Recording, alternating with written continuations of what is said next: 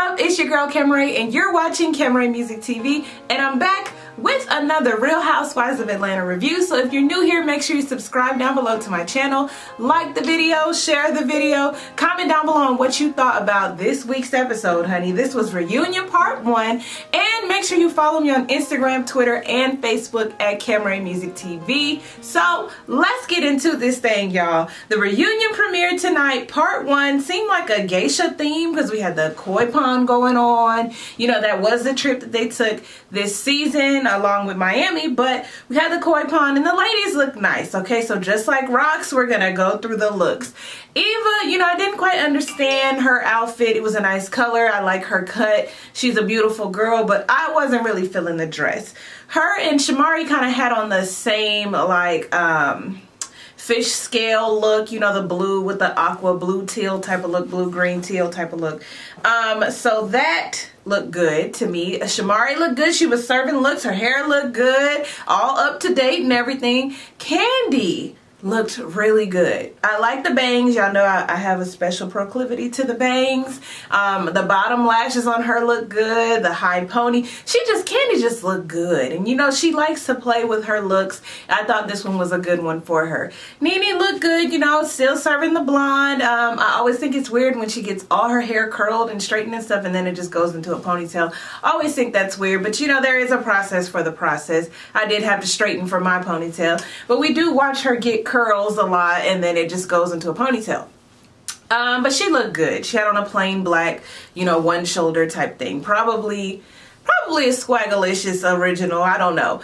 And then we had Portia. Portia's hair was like in a, she had a top fun updo thing going on. Portia's a pretty girl, so she was able to pull it off. Had on the black, you know, v-neck and then fitted around the belly. It looked good, but it wasn't the Portia I'm used to seeing. It kind of was like a mature look to me.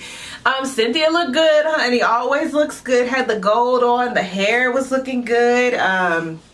Cynthia can do no wrong. And I think that was all the looks for now. We'll see Marlo later. We'll see Tanya later. And so that was everyone's look. So we move into the show now. And we get them arriving at 5 a.m. to shoot for the day, probably around 11 that morning. You know, they're getting hair and makeup done. Andy's walking around to kind of see the tone of how everyone's feeling. Everyone's giving positive vibes except for Nene. Nene's talking to Marlo, and it's almost like she was talking to her so that Marlo could know how Nene felt, so that when Marlo comes out, she knows to be on the same thing. It kind of felt like that. Felt a little calculated. But she's sharing how, you know, Cynthia ain't all that of a good friend, and Cynthia kind of gets emotional. Now, mind you, they're not around each other, but this is Andy talking to each of the girls.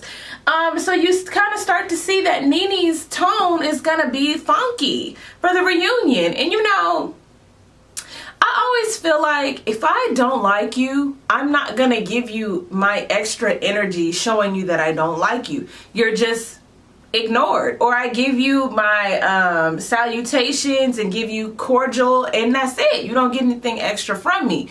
Nene was giving very angry vibes and I just was like, girl, why? If these are your co-workers and you cool off of them, what is up with the extra? Okay, so let's move through this here with my notes. Okay, so first we are talking about Portia and Dennis. You know, a year ago she claimed that she was going to be the next to get married, next to have a kid. My phone, I took the case off so it's super slippery. The next to have a kid, the next to do it all, right? And she said this prayer and it came into fruition. So we get this nice package of Portia meeting the hot dog man, and you know how everybody thought she was moving too fast, and then she ended up pregnant, and then Dennis proposes to her and she's crying, she's emotional. And I'm like, even if you don't know anything about Portia, i.e. my husband, you would be happy for her. My husband don't even watch the show, but he was catching glimpses of it, and he was like, man, Nene's still acting like that, and Portia's so, you know, she's so happy. Why everybody can't stand Portia? So I think it's funny that he don't even really watch the show, and he can tell the attitudes just by, you know, the little times that he watches. So we go through the prenup talk, and you know, Candy is commiserating elaborating, saying, you know, I had to go through that. I know what that's like. And, you know, we go through is she still going to name the baby PJ? We know that she didn't name her Portia Jr. We know that she named her a different name because she said if the baby looks more like Dennis, you know, she explained all that. But I really liked how the women were all offering their own experiences with childbirth and, you know, having a mother-in-law who's a little bit evasive or invasive, and you know, just different advice for Portia. And Nene was just being cold the whole time, had a stone cold face. All the ladies are smiling, laughing about Cynthia pushing out an 11-pound baby, Portia having this C-section. You know, it was just like a fun feel on the stage, and Nene still acting the way that she acting. Nene didn't give Portia a baby shower gift, gender reveal gift, didn't come to none of her stuff. And so they get to talking about, you know, Nene's comments that she's made throughout the season about Portia not supporting people and going to their events. So Portia flat out asked her, what event have I not been to? Let me know. So then Nene goes, you know, I don't take roll, or I don't keep count of everything that you attend, but you do because you brought it up. So it was annoying me because it was like Nene was choosing to be just so nasty and so rude towards Portia and towards everyone when she didn't have to give off that energy. Sorry, y'all, I'm watching Kobe. So it's like, what did you come to the reunion for? What do you say the comments that you say for if you're not gonna back it up with facts? So that was annoying me about Nene. That's just the first thing that was annoying me, though. So her energy was just off, period. Okay, so we move on to Eva and her shade, quote unquote shade, and her not knowing it's shade, blah, blah, blah. I had totally forgot about that even happened this whole season, right? Or the beginning of the season, because the season just goes on for so long. 20 episodes, so that's essentially probably about 22, 23 weeks, because you got the Super Bowl, you got the Grammys, you got the Oscars, those interfere. So it goes on for a while. So I had forgot all about Eva's comments. But you know, Eva said that the way that she looks at shade is different than what the ladies consider shade. And you know, Nene kind of said that that's Eva's world is shade. And I think she was implying that Eva is a model, you know, so Eva's always around the gays and shade and all that thing. So her level of shade probably is on a whole nother level versus these ladies. I don't know. Maybe that's what Nene was trying to say. I don't really know. But I do feel like, you know, when you hang with the gays, honey, you can dish it, you can read all that, because the gays are the originators of shade. They just are, okay? So, we go back and talk about Eva's shade and Yvonne and everyone not knowing Yvonne, and Portia saying, you know, people have told her that Yvonne really was a big deal. Eva saying that Yvonne went by Gail, so that might be a reason. Y'all, this reverse sneezing that that Kobe does, I just be so confused. I thought he was like choking on something. Apparently it's reverse sneezing. But anyway, so then we get on this whole black with the Q comment. Actually, pause. Nene and Eva, okay, so they go through her little package, and then Andy asked if anyone was offended by any of Eva's shade. So then Nene says, I was, you know, I had a problem with something that you said that I just saw. You know, you said that that it's not about you, and so, you know, I felt like that was messed up. Now, that was not a shady moment. That was the truth. And even, you know, shade can be real, shade can be the truth. But honestly, but what we're saying here is, Nene, you felt offended by something that Eva said. It was not the shade that she was throwing. You were just offended by something that she had said. And really, so everything is not about you. Some events are not going to be about you. So I was confused why Nene was acting so offended and sensitive about that. So, you know, Eva's explaining, you know, everything, you know, the bachelorette party where you got upset or you weren't yourself. That wasn't about you. My wedding, you made that about you. Nene, of course, couldn't attest to none of those things. Didn't feel like explaining herself, was still being shady, still just being nasty and rude towards Eva and anybody who dared to interject. So that was painful to watch. So I felt like, Nene, why are you bringing this up right now when we're talking about anybody being affected by Eva's shade? Because even Cynthia was like, you know, the mother, that's respect. You know, I looked at it as fun shade. Nene rolling her eyes all in between. And, you know, so Cynthia wasn't affected by her shade. But then we get on the comment with the black with the Q and how Candy looked at it as her making a snide towards dark skin. Y'all remember how I felt about it. I felt like Eva was just clearly saying Shamia's not black with a Q, because Shamari is black with a Q. She is a part of black. So Shamia ain't no, it's just like saying, you know, I mean, she cute, but she ain't no Beyonce. It's like that. It's like comparing someone to Beyonce and her stature and, you know, what she does and all that she is versus, I mean, she's cute, but she ain't no Beyonce. Or saying like, I mean, it's just so simple. I don't even really know how to explain it. Like saying Shamia she's cool, but she ain't no Shamari, as far as Shamari has her group. Or like if she said that Shamari was cool, but she ain't no Candy, like in Escape. Like Black, the group Black is cool, but it ain't no Escape. It's the same thing. I don't know how Candy didn't get that. But they start going back and forth, and you know, Candy's explaining that at the time, this is how I received it, you know, but now I understand what you're saying, but I need you to be leery of what you're saying and how other people may have perceived it. And I just don't know how y'all got that. You know, that's why they be saying black people so sensitive, because a comment like that, it just did not need to get that deep. But you are entitled to how you feel in your own feelings. If Candy felt offended by it, which she said it wasn't that big of a deal. She felt like it was shady, and she voiced that, and then she voiced it on her YouTube. She can share how she wants to feel, and you know, they end up squashing it. Y'all knew how I felt about that though. So then we move on to Candy and her dungeon party and her having this surrogate, and it gets a little emotional. You know, Candy and Todd are in the business of flipping negative things that occur into a business. So Mama Joyce calling Todd, you know, the lemon. Now Todd got lemonade. All right. And so the dungeon party, you guys know, was all birthed by the fact that Portia was saying that she had this sex dungeon. And so now she's going on tour with that, and that's great.